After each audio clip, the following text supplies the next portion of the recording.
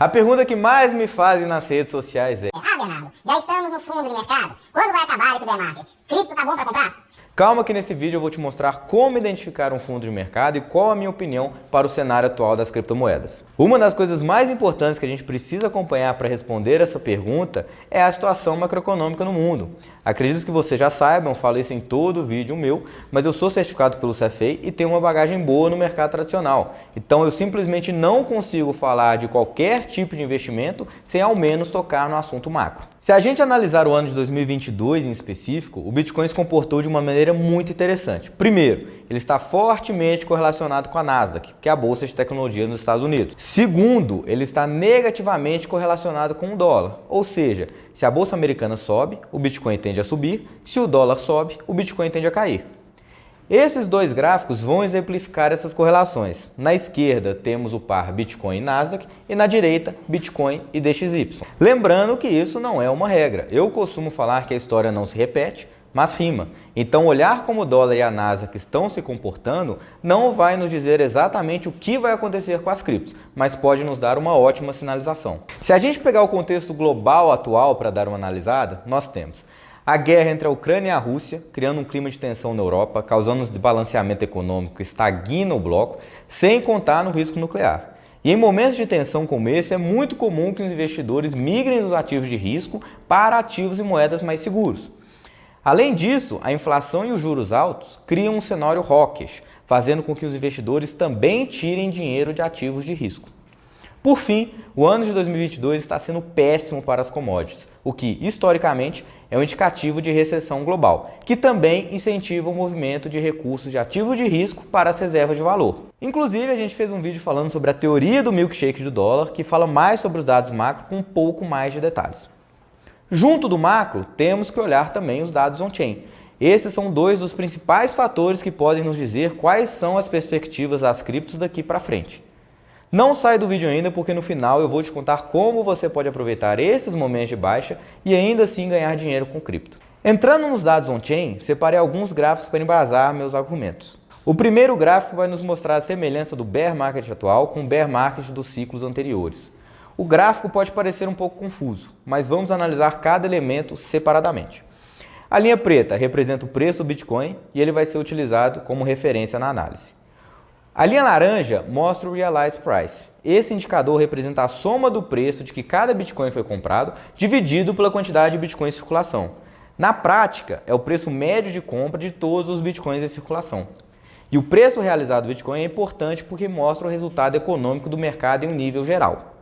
Quando o preço do mercado do Bitcoin está acima do preço realizado, então em conjunto os participantes do mercado estão lucrando. E quando o preço de mercado do Bitcoin está abaixo do preço realizado, em conjunto, os participantes do mercado estão com prejuízo.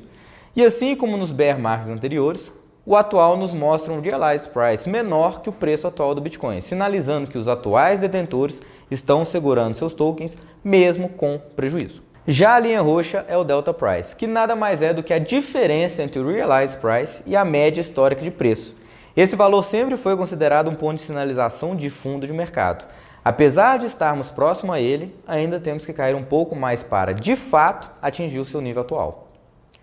Já a linha vermelha, por sua vez, mostra o múltiplo meia, que indica o desconto que o Bitcoin está sendo negociado com relação à sua média móvel de 200 períodos.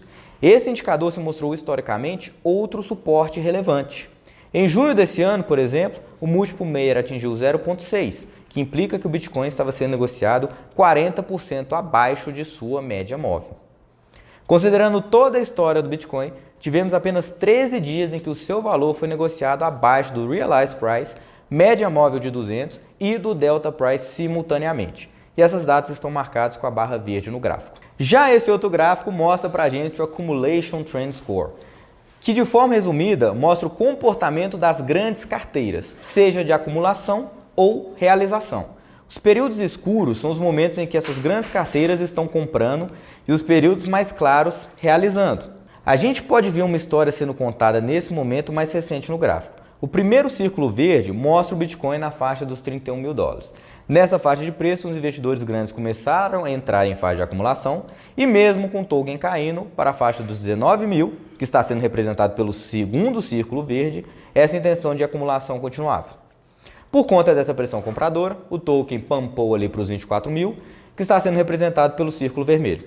Neste momento, tivemos uma realização de lucro parcial por parte dos investidores, que fez com que o token voltasse de novo para os 19 mil e depois estamos vendo uma fase de estabilização.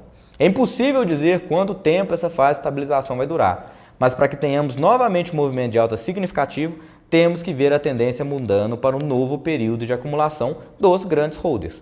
Em 2019, essa fase estática durou cerca de 6 meses, mas por todas as incertezas que o cenário macro nos mostrou, pode ser que esse período seja até mais longo ou pior, pode ser que vejamos até mais quedas de preço.